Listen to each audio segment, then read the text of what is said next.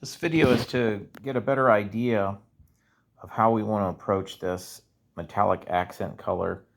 The, um, the charcoal is probably going to be something like this. It's like a very finely grained metallic black.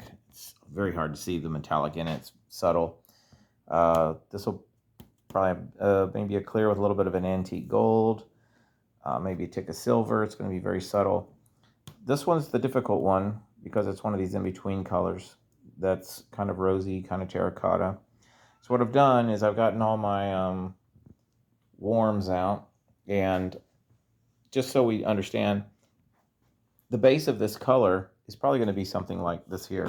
So it's going to have like a dull matte powder that's mixed it with the, here's some of it right here, with the resin, so the resin is still translucent. But there's also going to be a bit of a shine to it. I know that in another site there's a copper piece, and we're going to pull on that just a tick with a bit of a metallic added to this kind of a reddish terracotta color. So what I've done is I have mixed different blends and used these straight to create these kind of test colors, and of course we'll actually cast a sample, but I don't want to send out 25 samples and overload the system where maybe there's only 2 or 3 in this area that are winners.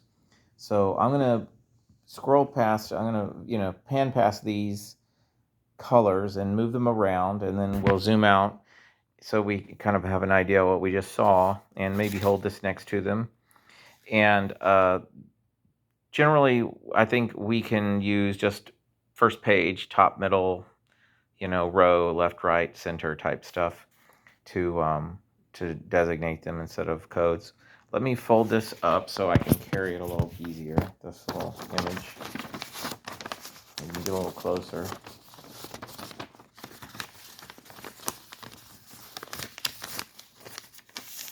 Okay, sorry about that intermission.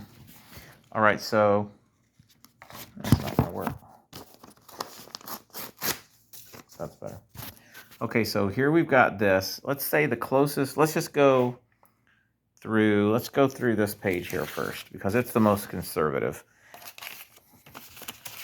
You can see some of these just barely have a sparkle. I'm going to move back and forth. You can barely pick that up we're looking at this one. And that's a really close tone. It's a bit lighter, so it's kind of soften the darker powdered pigment when mixed.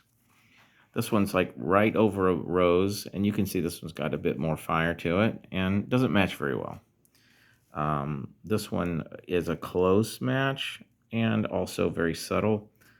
But in the color family, this one's going to be better. Now, coming down here, we're going to be using some much more fiery coppers. You can see this has got a lot of kind of a yellow fire. It's coming on the camera a little more yellow than it actually is, but it's quite yellowy. Maybe that's kind of accurate-ish at that distance. This one is pretty similar in color, but so much more saturated and so much more fiery. This one's pretty close, maybe a little closer in color family. This one's a little lighter, and probably this one's the closest in color family. Is this one is called Maroon Oxide and Hot Copper mixed together.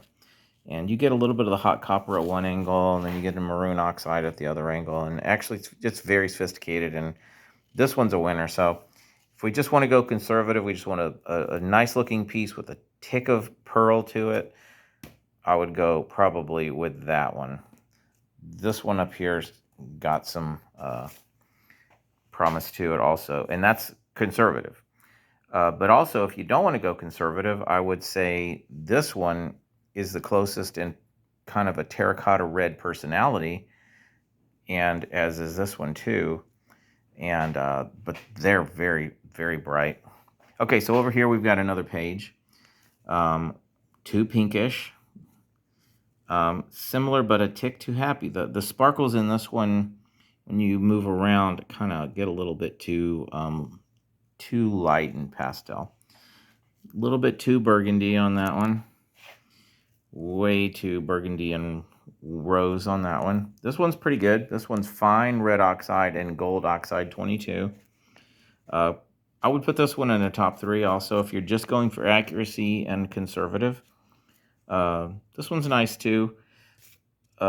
Super similar. This one's a bit more rose. This one's a bit more, kind of got a light copper flash to it. And then down here, this one's a tick too pastel, I think, to get the depth.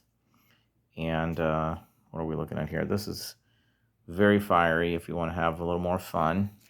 And this one called Mink, if you can see, it's got kind of an olive flash to it.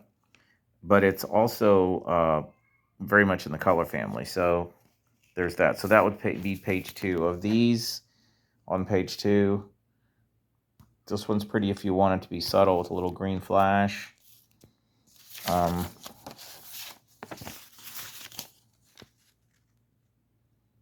Probably one of these two. I'd go with this one maybe for conservative.